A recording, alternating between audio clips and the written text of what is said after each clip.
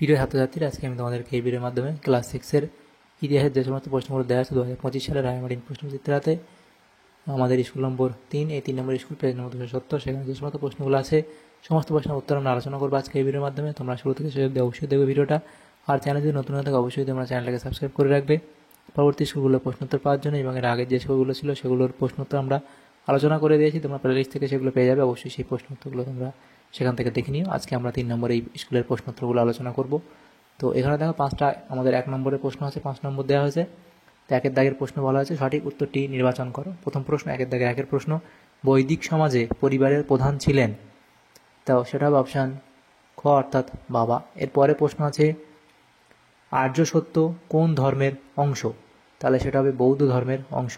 এরপরে আছে পার্শ্বনাথ ছিলেন, তাহলে পার্শ্বনাথ কে ছিলেন? এটা হবে জৈন তীর্থঙ্কর। এরপরে আছে গৌতম বুদ্ধ জন্মেছিলেন, তাহলে কোথায়? শাক্য বংশে। এরপরে প্রশ্ন দেওয়া হচ্ছে কি বোধি কথার অর্থ? তাহলে বোধি কথার অর্থ কি? জ্ঞান, অপশান এ। তাহলে এখানে যে এমসিকিউ টাইপ প্রশ্নগুলো ছিল 5টা সেটা আমরা আলোচনা করলাম। এরপরে 2-এর দাগের প্রশ্ন কি বলা আছে, নিচের প্রশ্নগুলি উত্তর দাও। প্রথম প্রশ্ন, বেদের অপর নাম কি? তাহলে বেদের অপর নাম কি? তো সেটা তোমরা লিখবে কি 2-এর দাগের প্রশ্ন, বেদের অপর নাম কি? বেদের অপর নাম হলো শ্রুতি। তাহলে বেদের অপর নাম কি? সেটা হলো শ্রুতি। এরপর আছে ইন্ডিকা গ্রন্থটি কার লেখা? তাহলে ইন্ডিকা গ্রন্থটি কার লেখা? সেটা হলো মেগাস্থেনিস। তাহলে মেগাস্থেনিস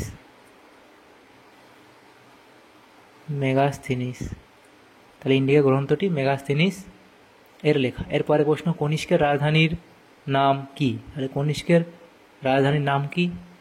সেটা হলো পুরুষপুর। কনিষ্কের রাজধানীর নাম হলো কি? পুরুষপুর। এরপরে প্রশ্ন আছে কি শ্বেতাম্বর গোষ্ঠীর নেতা কে ছিলেন? তাহলে লিখবে কি স্থূলভদ্র। তাহলে এটা হবে স্থূলভদ্র। এরপরে প্রশ্ন, রামায়ণ এর রচয়িতার নাম লেখো। তাহলে কি বাল্মীকি। এরপরে প্রশ্ন, সত্যকাম এর গুরু কে ছিলেন? লিখবে ঋষি গৌতম।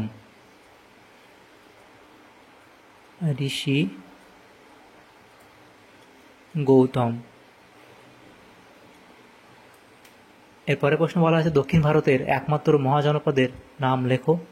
তাহলে কি অসমক। এরপরে প্রশ্ন, মেগালিথ কি? লিখবে বড় পাথরের সমাধি। তাহলে কি হবে এটা? মেগালিথ হলো কি বড় পাথরের সমাধি। বড় পাথরের সমাধি। এরপরে আছে জৈন ধর্মে মোট কতজন তীর্থঙ্কর ছিলেন? তাহলে সেটা হলো কি 24 জন তীর্থঙ্কর ছিলেন। বেদাঙ্গ সংখ্যায় কটি? তাহলে বেদাঙ্গ হচ্ছে সংখ্যায় 6টি। এরপরে চন্দ্রগুপ্ত মৌর্য এর রাজধানীর নাম কি ছিল? সেটা হবে কি পাটলিপুত্র।